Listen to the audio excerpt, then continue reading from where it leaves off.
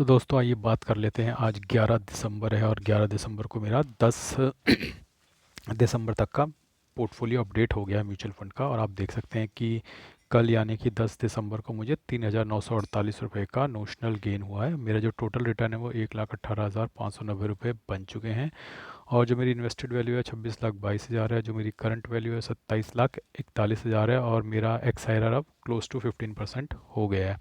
तो आइए देख लेते हैं किस किस रिटर्न ने कल मुझे पॉजिटिव रिटर्न दिया है। तो मोतीलाल ओसवाल ने कल मुझे 154 रुपये का नेगेटिव रिटर्न दिया है। कॉन स्मॉल कैप ने 361 रुपये का पॉजिटिव रिटर्न दिया है। निपॉन इंडिया स्मॉल कैप ने 806 रुपये का पॉजिटिव रिटर्न दिया है। H S B C large and mid cap 621 रुपये का positive return. H D F C large and mid cap ने 340 रुपये का पॉजिटिव रिटर्न दिया है। कॉन्ट मिड कैप ने 311 रुपये का पॉजिटिव रिटर्न दिया है। निपॉन इंडिया लार्ज कैप ने 55 रुपये का पॉजिटिव रिटर्न दिया है। H D F C top 100 fund ने 85 रुपये का पॉजिटिव रिटर्न दिया है। एडलवेज मिड कैप ने 667 का पॉजिटिव रिटर्न दिया है। आदित्य बिरला ने -96 यानी कि नेगेटिव रिटर्न दिया है। बैंक ऑफ इंडिया ने 511 रुपये का पॉजिटिव रिटर्न दिया है। बंधन स्मॉल कैप ने 233 रुपये का पॉजिटिव रिटर्न दिया है। H D F C mid cap opportunities ने 343 रुपये का पॉजिटिव रिटर्न दिया है। Quant large and mid cap ने नेगेटिव 163 रुपये का रिटर्न दिया है। इन्वेस्को इंडिया पीएसयू ने 56 रुपये का पॉजिटिव रिटर्न दिया। बंधन कोर ने 212 रुपये का पॉजिटिव रिटर्न दिया है। टाटा स्मॉल कैप ने 195 का पॉजिटिव रिटर्न दिया है। इन्वेस्को इंडिया मिड कैप ने 31 रुपये का पॉजिटिव रिटर्न दिया है। कोटक इमर्जिंग इक्विटी फंड ने 41 रुपये का पॉजिटिव रिटर्न दिया है। कैनरा रोबेको स्मॉल कैप ने 247 रुपये का पॉजिटिव रिटर्न दिया है। मोतीलाल ओसवाल बीएसई नैस ने 110 रुपये का पॉजिटिव रिटर्न दिया है। पराग पारिक फ्लेक्सी क्लैप ने 84 रुपये का पॉजिटिव रिटर्न दिया है। कॉन्ट इंफ्रास्ट्रक्चर ने 180 रुपये का नेगेटिव रिटर्न दिया है। निपॉन इंडिया ग्रोथ फंड ने 19 रुपये का पॉजिटिव रिटर्न दिया है।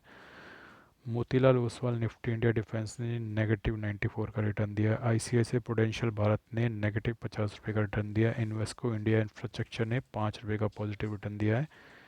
H D F C defence ने 19 रुपये का नेगेटिव रिटर्न दिया है। और निपॉन इंडिया पावर ने 12 रुपये का नेगेटिव रिटर्न दिया है। तो सब ये जोड़ जाड़ के जो कल नोशनल गेन हुआ है लगभग 3,948 रुपये का हुआ है। अब दोस्तों आज का अगर आप देखें तो मार्केट जो है दोबारा से 31 पॉइंट ऊपर क्लोज हुई है। लेकिन आज मैं ये कॉन्फिडेंटली कह सकता हूँ कि मेरा प्रॉफिट आज 7,000 से लेकर 10,000 रुपये के बीच बढ़ेगा। यानी मेरा नोशनल गेन आज इतना हज़ार का आएगा। उसकी वजह यह है दोस्तों कि निफ्टी 40 पॉइंट बढ़ा है, लेकिन जो मिड कैप और स्मॉल कैप है वो ज़्यादा बढ़े हैं। यानी मिड कैप और स्मॉल कैप में आज भी अच्छा गेन होगा। और उसकी वजह से मुझे लगता है यही कल ऑलमोस्ट 4,000 हो गया था, जबकि कल तो निफ्टी गिरा हुआ था। लेकिन आज निफ्टी बढ़ा है और स्मॉल कैप और मिड कैप ने अच्छा गेन है, आधे आधे परसेंट के आसपास। तो मुझे लग रहा है कि लगभग 7,000 से लेकर 10,000 के बीच में नोशनल गेन आ जाना चाहिए आज भी। और तो कल मेरा मुनाफा आप देखेंगे कि 1,25,000 के पार चला जाएगा। अब बीच बीच में दोस्तों काफ़ी लोग ये कमेंट करते हैं, फिर से वो कमेंट आ रहे हैं कि आपका रिटर्न तो सिर्फ 4% है, आप बेकार इन्वेस्टर हो। यार देखो, मैं इसके लिए एक वीडियो बना चुका हूँ 7 दिसंबर को कि भैया मेरा पोर्टफोलियो पुराना नहीं है। लोग जनरली मेरी अमाउंट देखकर ये सोच रहे हैं कि मेरा पोर्टफोलियो बहुत सालों से चल रहा है।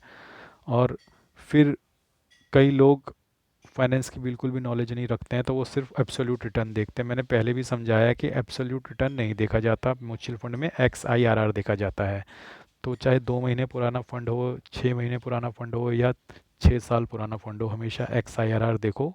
वो आपको करेक्ट पिक्चर बताएगा कि आपकी इन्वेस्टेड वैल्यू पे आप कितने प्रतिशत से कमा रहे हो। अगर आप एब्सोल्यूट रिटर्न देखोगे तो इनिशियली यानी कुछ समय पहले स्टार्ट किए गए म्यूचुअल फंड को आप हमेशा बेकार बोलोगे। तो उसके लिए मेरा 7 दिसंबर वाला वीडियो देखें, आपको समझ आ जाएगा। बहुत सारे लोग बार बार यही सवाल मेरे से पूछ रहे हैं कि रिटर्न इतना कम क्यों है। तो मैं बार बार उस चीज़ का जवाब दे के आप लोगों को बोर नहीं करना चाहता। तो मैं सब लोगों को यही बोल रहा हूँ कि 7 दिसंबर या 8 दिसंबर का किसी दिन मैंने एक्सप्लेन किया था एब्सोल्यूट रिटर्न और एक्स आई आर आर में क्या अंतर होता है, और क्यों आपको म्यूचुअल फंड में या एनपीएस में एक्स आई आर आर देखना चाहिए, ना कि एब्सोल्यूट रिटर्न। तो प्लीज़ वो वीडियो देखिए और समझिए, अपनी फाइनेंस की नॉलेज बढ़ाइए। अब दोस्तों जहाँ तक बात है कि अब कल कैसा रह सकता है, देखिए दोस्तों, as far as mutual fund strategy is concerned, market एक बहुत ही डेलिकेट सी जगह पे है। आप देख सकते हैं कि निफ्टी जो है लगभग 24,641 पे है। तो मुझे ऐसा लगता है कि लमसम डालने की ये सही जगह नहीं है। निफ्टी अगर 24,000 के आसपास जाता है तो वहाँ पे आप थोड़ा 50,000 1 लाख रुपए लमसम डाल सकते हैं। मैं दोबारा बता रहा हूँ म्यूचुअल फंड के लिए। और अगर ये 25,000 के नज़दीक जाता है तो आपको लमसम नहीं डालना है। आपकी नॉर्मल एसआईपी चल रही हैं तो वो करते रहिए। कुछ ऑटोमेटिक एसआईपीज़ हैं तो वो करते रहिए, उन्हें रोकिएगा मत। लेकिन मैनुअल जो आपको अल्फ़ा जनरेट करने के लिए डालना है वो डालने का भी सही समय नहीं है। आप बहुत कम अमाउंट में 24,500 24,600 की निफ्टी के आसपास बहुत कम अमाउंट में डालना चाहें तो डाल सकते हैं, मतलब 1,000 2,000 5,000 या 3,000, वो लेकिन वो डिपेंड करेगा कि आपके पास कैपिटल कितना है। जैसे मैं 2-3 हज़ार की एसआईपी आज भी डाल सकता हूँ तो मुझे ज़्यादा इम्पैक्ट नहीं पड़ेगा क्योंकि मेरी कैपिटल ज़्यादा है। तो 2-3 हज़ार इज़ जस्ट लाइक आधा 1% भी नहीं है मेरे लिए। लेकिन अगर किसी की कैपिटल ही 5,000 है तो वो 2-3 हज़ार इस वक्त ना डाले। तो आपको अपने कैपिटल के हिसाब से देखना पड़ेगा आपकी कैपिटल कितनी है। तो अगर आप अपनी कैपिटल का 1-8% डालना चाहते हो तो इस लेवल पे भी डाल सकते हो, क्योंकि अल्टीमेटली आपको बेचना तो जब निफ्टी 70-80 हज़ार होगा तब है। हमेशा अपना फोकस इस पॉइंट से देखो कि आपको बेचना कब है। आज निफ्टी 24,500 पे है और आपको बेचना है जब निफ्टी 70,000 पे होगी। तो उस हिसाब से देखो और आप देखो कि आपको अच्छे लेवल पे मिल रहा है। अगर आप ये माइंड सेट लेके खरीदोगे तो आपको लगेगा यार 24,500 24,600 ये तो बहुत अच्छा लेवल है, क्योंकि आप तो निफ्टी जब 70,000 पे होगी तब बेचने वाले हो। तो आज का जो लेवल है वो आपको हमेशा सस्ता लगेगा। अगर आप इस माइंड सेट से सोच खरीदोगे कि यार मैं 24,600 पे खरीद लूँगा और कल को निफ्टी करके 24,000 पे चली गई, तो आप कभी भी खरीद नहीं पाओगे। फिर मैनुअल एसआईपी करो ही मत, फिर तो आप ऑटोमेटिक एसआईपी करो अगर आपका ये माइंडसेट है। जब भी आपको अल्फा जनरेट करना है या म्यूचुअल फंड में आप इन्वेस्ट करते हो, आपका माइंडसेट हमेशा क्लियर होना चाहिए। आज निफ्टी इस लेवल पे है, मैं जब बेचूंगा जब निफ्टी 70,000 लेवल पे होगी। मैं 15 साल 10 साल का व्यू ही नहीं ले रहा। मैं सिंपल सी बात बोल रहा हूँ, जिस दिन निफ्टी 70,000 पे होगी मैं बेच दूंगा। अगर ये अगले 10 साल में हो गया मैं 10 साल में बेच दूंगा, अगर ये 20 साल में मैं 20 साल में बेच दूंगा।